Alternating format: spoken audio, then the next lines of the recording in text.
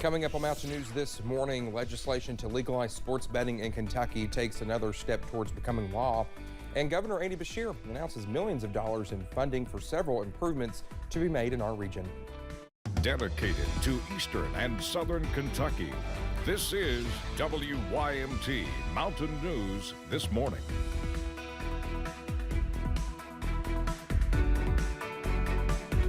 .601, good morning to you. I'm Dakota Makris. It's a cold start to the morning. Let's head over to Brandon for a look at that forecast. We have some school closings and delays at the bottom of our screens. I know several, I've been scrolling on Facebook, I know several schools have been adding them as we've been going on this morning. So exactly. So look for those. We're keeping an eye on those for you. Again, I think they're just being overly cautious. Right. There might be some snow in some places that we can't see on our camera network. But again, just be careful out there if you're traveling this morning. And again, maybe you're delayed, maybe you're out today, maybe you're on a non-traditional instruction day. But the snow is still coming down in some spots. Live pinpoint Doppler radar. I'm going to zoom in a little bit on some of the heavier bands there. Basically pretty close to, let's say through Lee and Owsley counties, parts of Breathitt County, coming through parts of Knott County, all the way over into Magoffin County, Wolfe County, Morgan County, basically going back toward Pike County. So just be aware of that. Floyd County too, just now notice them out there seeing some decent snow this morning. Tell you who's not seeing much snow is Lake Cumberland out at Pulaski County this morning. Not much going on down at that end of the region, just overcast skies. Cold temperatures in the 20s and 30s out there. Monticello back to 34. Everybody else is in the low 30s and mid to upper 20s across the region. Manchester at 33, the next warmest spot. Breakfast forecast for you as you pour your frosted weather wheats into your bowl. You're going to see temperatures drop a little bit more into the upper 20s by a little bit later on this morning. Most of you are already there, so we're going to continue to see those temperatures drop across parts of the region heading deeper into the morning. Dakota? Brandon, thank you so much. Legislation to legalize sports betting in Kentucky passed in the House last evening and now moves to the Senate. But that's where previous legislation has died before. It's estimated sports betting would bring in around $23 million a year, with most of that going to fund the public pension system. Opponents call it predatory and say it harms Kentucky families. Chad Hedrick reports. It's legislation that supporters have been trying to get passed in Kentucky. There have been efforts dealing with this for roughly the last 4 years in this body. Sports wagering again passing in the House of Representatives with a 63-34 vote. 6 of Kentucky's 7 bordering states have already legalized legislation. Missouri has not. Bill sponsor Republican Michael Meredith says for people in 46 Kentucky border counties, they can easily hop over state lines and place a bet. In fact, sometimes you don't even have to cross the river. I've heard from folks in Jefferson County who know the exact parking lot on River Road where you can go, bounce off an Indiana cell phone tower, and you can place your wager without crossing the river, without paying the toll. Meredith said on the House floor the American Gaming Association estimates more than $1.1 billion annually are wagered illegally in Kentucky, but opponents say it targets families and shifts priorities. This bill didn't bring any jobs to Kentucky. Didn't bring any jobs to East Kentucky. We're going to get $22 million in revenue for the state. 2.5% goes to the gambling fund.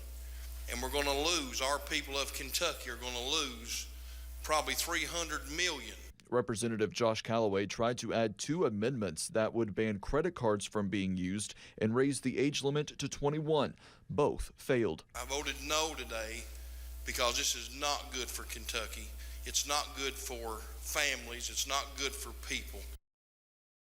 That was Chad Hedrick reporting. Governor Andy Beshear says he would sign sports wagering legislation, but it would have to pass the Senate first. Last year, legislation passed in the House, but it was never heard on the Senate floor.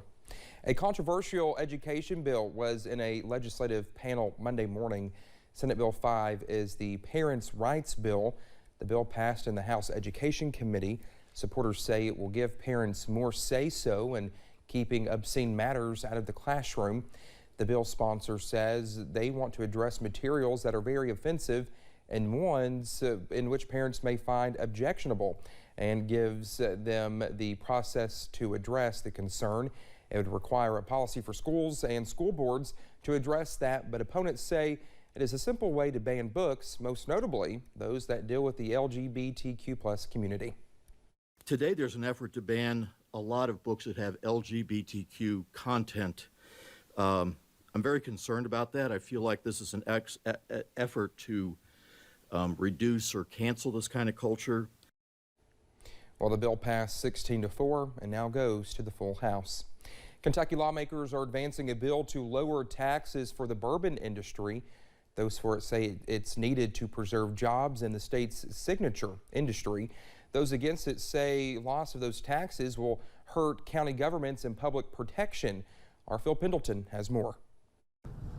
Some sheriffs and counties where large bourbon distilleries operate fear what the future may bring. The worst part is the relationship we have with our distilleries has always been so good, and that's going to go away. Sheriff Milam fears that closeness will leave, along with a property tax for bourbon that some lawmakers want to do away with. House Bill 5 passed the Budget Committee 19-2, with 3 members passing. It would do away with the property tax distilleries pay. Startups that produce bourbon must pay taxes on their aging barrels, unfinished product, for years before putting their first bottle of bourbon on the shelf. If this bill does get through the legislature and it is signed into law by the governor, it would not take effect until 2026, and it would take place in increments, with the final tax cut coming in 2039. Fire officials say county departments also depend on the revenue that comes into the fire districts. The cost of suiting up a firefighter these days is about $21,000. And I can go on and on and on how the costs have risen. Diesel fuel's through the roof. Phasing out the barrel tax creates certainty that the industry needs to continue investing in our state. Future investment will drive growth in other revenue sources generated by the industry.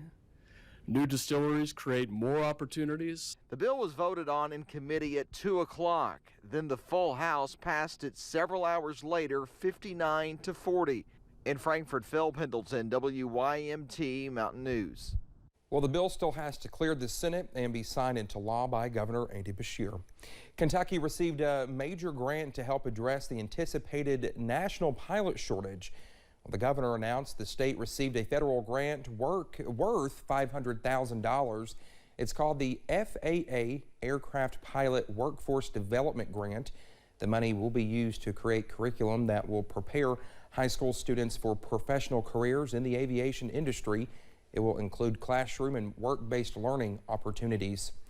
Well, the governor made a stop in the mountains yesterday, announcing millions of dollars in funding for cleaner water, local nonprofits, tourism, and law enforcement. WYMT's Keaton Hall has more on the 29 different projects that were funded. During a visit to the Mountain Arts Center, Governor Beshear presented more than $8.5 million in awards to several mountain counties. Investments in clean water and sewer, investments supporting nonprofits and tourism, investments that will help better the lives of our families. $3.6 million will be going towards clean water improvements in 5 counties, including $2.3 million in Johnson County. Water, sewer projects that obviously improve the quality of life of all the residents of East Kentucky, and obviously helps us in future with economic development and obviously retention of residency. Local law enforcement also receiving funds. The Floyd County Sheriff's Office will now be able to replace gear lost in the Allen shooting. Right after our tragedy, in Allen, the governor reached out and said, I want to know what you need, what you lost in the incident, what can we replace, tell me what you got to do to get it. And so we started naming him off some things that we needed, and he said, I'll get this office up and going, whatever this administration can do, and that's what they've done. The governor also announced Senator Mitch McConnell's news that Eastern Kentucky will receive $300 million in federal funding for long-term flood relief. That HUD, the federal agency, is going to provide about $300 million in what are called Community Development Block Grant Disaster Relief Funds. And those kind of come on the back end to help us rebuild homes in Eastern Kentucky. The governor hoping the federal government will be quicker to actually provide these funds than they have in the past. In Prestonsburg, Keaton Hall, WYMT Mountain News. More than $700,000 was awarded to local nonprofits from the Nonprofit Assistance Fund. Nearly $300 million is slated for Eastern Kentucky's long-term flood recovery. Senator Mitch McConnell announced yesterday the Department of Housing and Urban Development will provide communities funding through the Community Development Block Grant Disaster Recovery Program. There are 20 counties in Eastern Kentucky eligible to receive funding.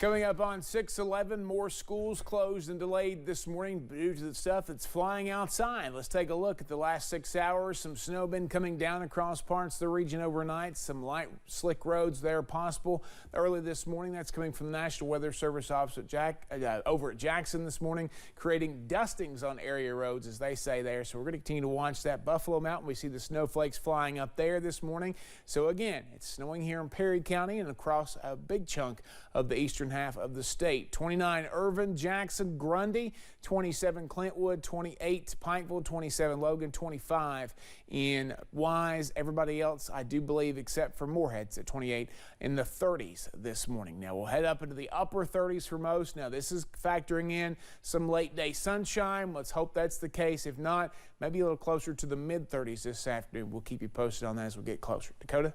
All right, Brendan, thank you so much. When we come back here on Mountain News this morning, the federal government attempts to reassure Americans that their money is safe after the collapse of 2 U.S. banks. We'll have more on that story in just a few minutes.